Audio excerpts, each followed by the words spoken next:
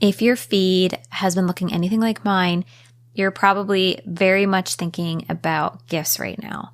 And I've noticed that a lot of like gift guides on the internet are more geared towards kids, and or if it's for like Disney related things, they're kind of like over the top themed gifts.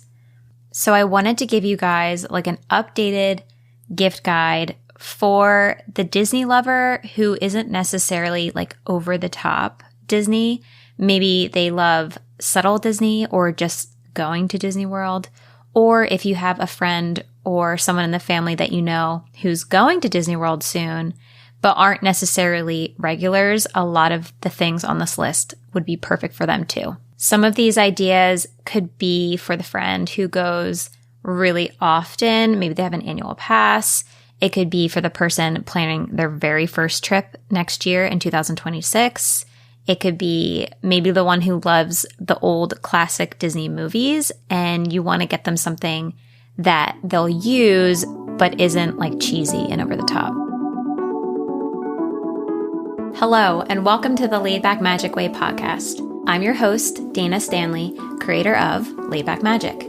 As a mom of 3, I know how tough it can be to find time to plan a Disney World trip that doesn't leave you feeling stressed or overwhelmed. That's why I'm here, to help moms like you create Disney vacations that feel even better than they look on paper. Here, we're not chasing perfection, but creating our next favorite memories. So whether you're brand new to Disney or looking to go deeper into the details, this podcast is your go-to for simple tips, mindset shifts, real-life trip recaps, and expert insights to make your trip magical and manageable. New episodes drop every Monday, so be sure to subscribe so you never miss a moment. Okay, let's dive in.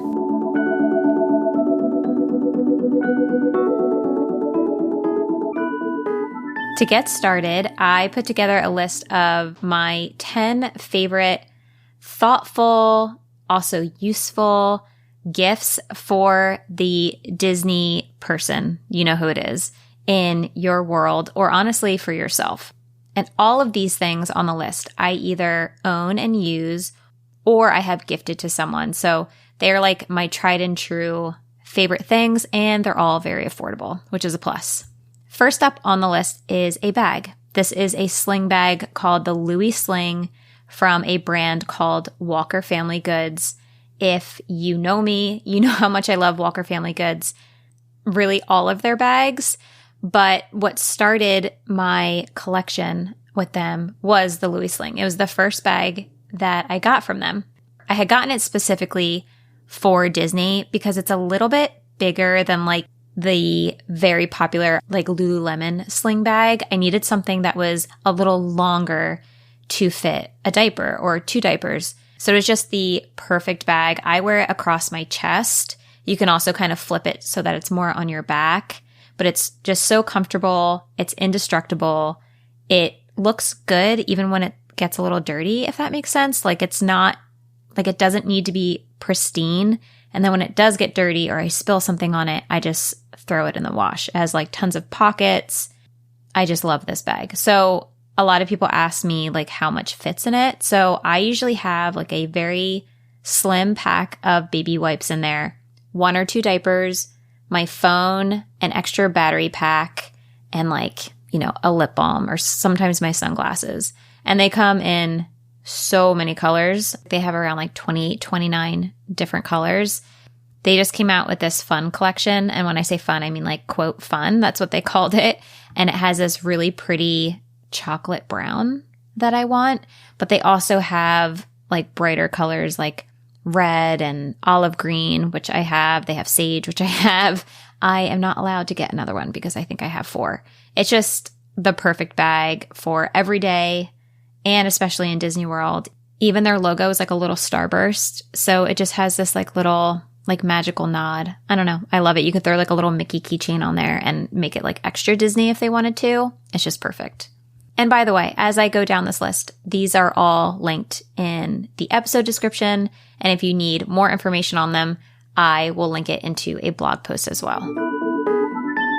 Second on the list is a book called Ride of a Lifetime. This is an autobiography by the CEO of the Walt Disney Company right now, Bob Iger. He has a wild ride of a story, no pun intended. I read this book back in 2020 and I loved it so much that I actually lended it to my father-in-law for him to read, and then found out that he had lended it to my mother-in-law to read. She loved it. And then they lended it to Colin's uncle, who also loved it. And they like Disney, but they're not like super, super fans. So if you're looking for something maybe for like grandpa, I don't think they have to be like huge Disney fans to like this. Like my dad could care less, but I also think he would really enjoy reading this book, if that makes sense. I think it has over like 20,000 5-star reviews on Amazon, something like that. It's just a very well-rated, but like well-written and just well-rounded autobiography. I've talked about number 3 before on the podcast, and now I'm like reaching the point where I think I'm going to start buying the expansion packs, which is super dorky. But this is Dreamlight Valley. It's a video game. We play it on the Nintendo Switch, but I think you can also get it for other game consoles. It is an all Disney and Pixar themed adventure game where the whole goal is to complete quests so that you can unlock more characters. So it's really cool unlocking a character. My kids love it. And we're all kind of working on the same account. So sometimes I'm playing, sometimes Sailor's playing, who's 5. And I have to she's just learning to read. So sometimes she needs a little bit of help. Or my 9-year-old who plays on her own. But we're all kind of working on the same quest, trying to get as much Dreamlight as possible so we can unlock more characters. And then it's really exciting when we do. And we have not unlocked all of them of the OG Dreamlight Valley, but there are other characters like Rapunzel that we would love to have that are not in the core game. So now I might be getting an expansion pack. I'll report back on that. The next gift idea is one of my absolute favorite things, and that is a vintage Disney record. You can get them so easily online now, especially on Etsy. They're really affordable. And what I was thinking is if you wanted to kind of beef up the gift, you could do a record with an actual record player, because obviously to listen to a record, the person needs a record player, and they don't. That's a perfect gift opportunity. We had a record player in my daughter's room when she was little, and that's just something I remember very vividly is we have this little basket just full of vintage Disney records, and a lot of them are more story style. So we would listen to a Winnie the Pooh one or a Peter Pan one, but we also have ones that are just music. We found ones that are more obscure. We have one that's the Adventureland music. So you could get pretty niche with it depending on the person. But I think you could find something for everyone, even for a little kid or a baby or an adult. There are so many vintage Disney records. To give you some ideas, some of the ones that we really like are The Jungle Book, Mickey and the Beanstalk. We have Mary Poppins. We have a Lady and the Tramp one where it's more of the reading of the story, and then it has different sound effects. They're very cool. You can find some for $5 sometimes, maybe $5 to $20 a record, I would say. Or on Etsy, a lot of people do bundles. So you could do a cute bow, put it on a record player. That would be really cute. Coming up halfway through the list is, yes, my planning course, Laid Back Magic. Because sometimes the most thoughtful gift you could give someone is help planning their Disney World trip. So if you're interested in this, yes, you can gift someone access to Laid Back Magic. If you want to, go ahead and email me at hello@somewhereworthwhile.com. I'll leave a link in the show description and we will get them all set up. Number 6 is kind of a new one, but an old one for us because we've owned it for I can't even tell you how long, sitting in a game closet. And because I have a 2-year-old boy, he rummaged through the closet, found it, and now we've been playing it. And that is the Disney Pictopia card game. So we have the travel version, I guess. I think there's 2 versions. It looks like there's 2 versions. One has more a board. This one is just small. It looks like a pack of Uno cards, which is great. It does have like some type of rules, like you roll a dice and do something, but we don't even play it like that. We've just been pulling it out at the kitchen table. And what it'll have is on one side of the card has 4 characters, A, B, C, and D, and they're different on every card. And on the back, it'll say something like which 2 characters lived in Arendelle or something like that. Or which 3 characters were raised by animals or something like that. But it has like some obscure characters where when you see them without a name, you have a hard time placing it. So it kind of like, if you're really a Disney person like me, I like that because it kind of refreshes your memory, or you learn about characters that maybe you haven't heard of. Because it'll have like Pixar to Disney Junior to like all under the Disney umbrella characters. We're definitely going to be bringing this the next time we travel or fly or go anywhere. It's great for restaurants, but yeah, we've just been playing it at dinner too. Next on the list is a film camera, just like an inexpensive film camera. You could do a disposable camera. I know there's like a lot of different brands coming out where it is a like screenless digital camera, so it feels like film. Anything down that alley. I prefer like true 35 millimeter film that I also buy the film for. I get it developed. This is great for anybody that has that nostalgia feel because the look and feel of bringing just a small film camera to Disney, all of the photos are going to have that vintage feel without having to do any editing, but it's also just a great thing to bring to Disney because the kids love taking pictures and it's not something with a screen that you have to worry about. So it keeps them busy and then you also get the memories on top of it. I get asked a lot on Instagram, like what preset I'm using on my feed photos. They're all film because I actually hate editing photos. So the easiest thing to do is just shoot it on film and it looks great from the beginning. Next on the list is definitely the easiest thing to do that you can do truly last minute and like from your phone. And that is a Disney gift card. I mean, it could be $5, $100. And this is so easy because they can really use it for anything Disney.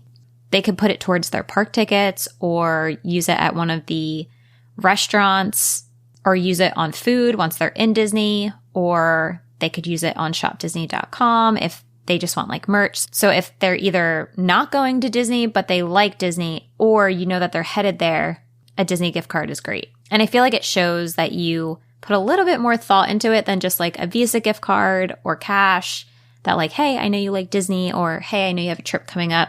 I got the idea for putting this one on the list because I recently was at my mom's house, like, my childhood home, and I saw a blanket that I got her years ago in Hollywood Studios.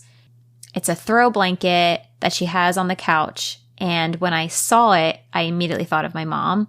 It has like very muted, kind of dusty colors with a really beautiful green that matches her couch perfectly, but it was actually an Alice in Wonderland blanket. So when you hold the whole thing up, it has this beautiful illustration, I think from Mary Blair, of an Alice in Wonderland theme, but you can't tell when it's on the couch. It's like so beautiful. And I looked for that, and there's like ones on eBay and things, but they don't make it anymore because it was so long ago. But in my searching, I did find these beautiful blankets that have the same thing where they have a Disney print, but if they're tossed on like a bed or a couch, they're really subtle. Like you wouldn't know because it just kind of comes down to the colors. Like the colors are just very muted and beautiful. I don't think anyone can have enough like cozy blankets. So this would just be a great gift. And they have lots of different designs depending on the person's style. So I'm going to link the one that I found that I specifically would buy my mom, just in case that's helpful, because it has topiaries on it.